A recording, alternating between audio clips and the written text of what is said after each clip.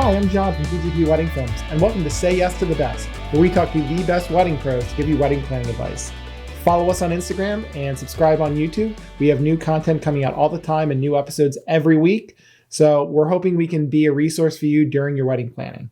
Today, I wanted to talk a little bit about what I do, which is wedding video, and some things that you can do on the day of your wedding that can really help your videographer tell your story and get the best possible content. And the first tip really is just making sure you have some sort of voice in your film.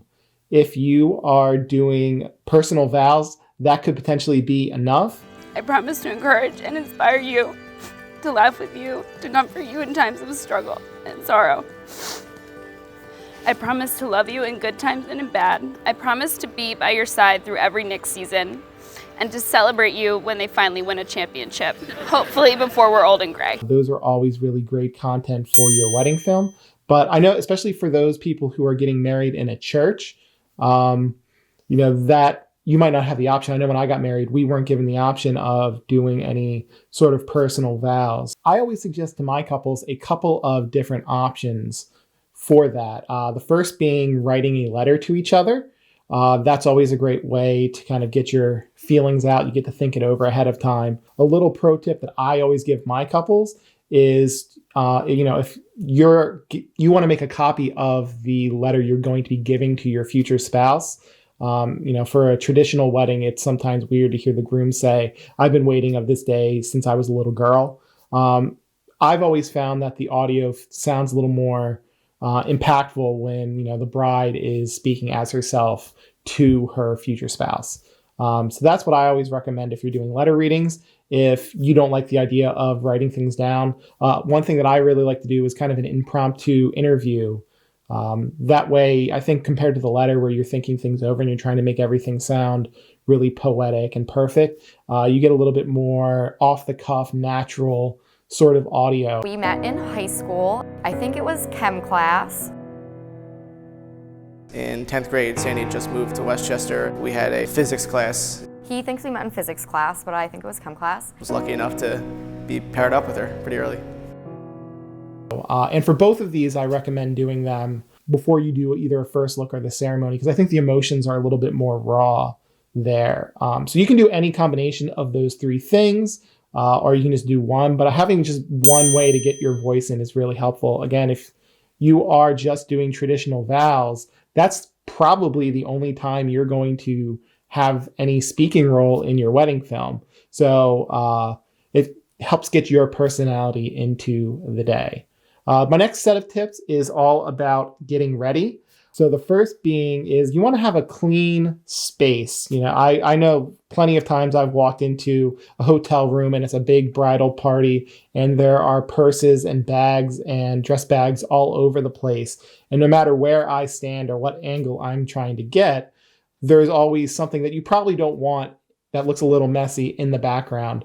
So I recommend, maybe having one person in your bridal party just be in charge of trying to keep things organized and putting everybody's bags in one place so that there's only kind of one little area of the room that has all the clutter so that everywhere else is kind of clean and you can get really, really good images. My next tip is to turn off music when there's something important going on when you're getting ready.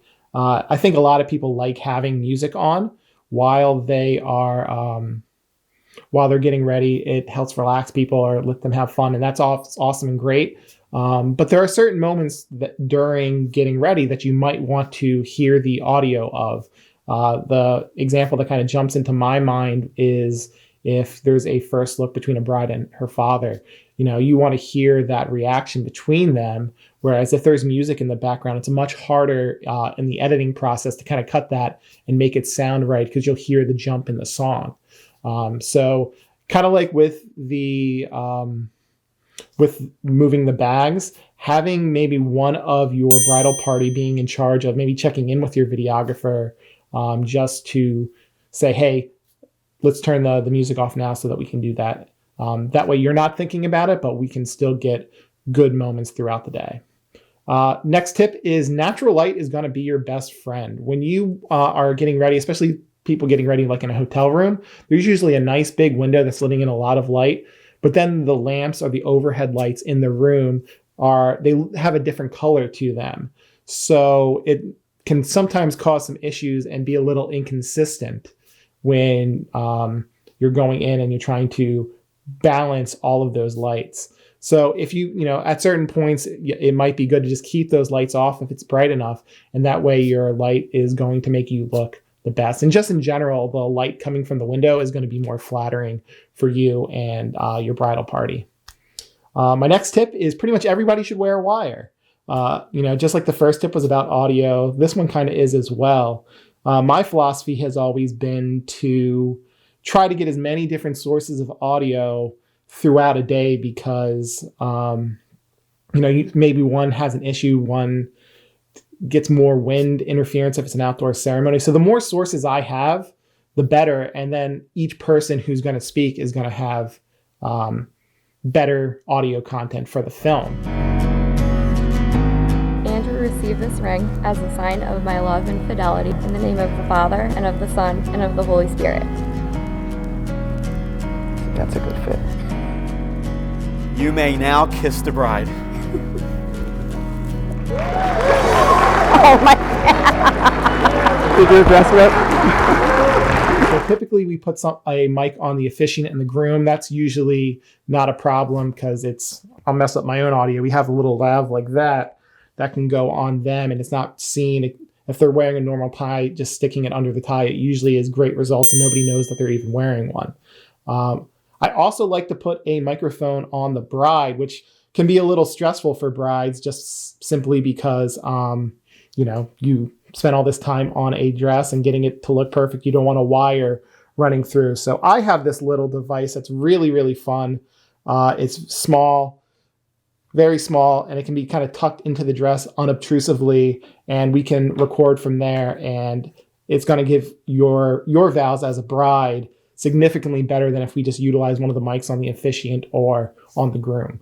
And then beyond that, if there are readers, the more mics we can do. If there's a DJ, we can get a feed from them, and that can definitely help as well. And going to the reception, usually the DJ's feed is one of the best ways for us to get audio of your toast. So one thing that you'll see during a reception is people are talking with their hands and they bring it down here, and then your audio is not going to be as crisp. What you want to do, and you want to tell the people who are giving a speech at your reception, is to keep the mic close to their mouth.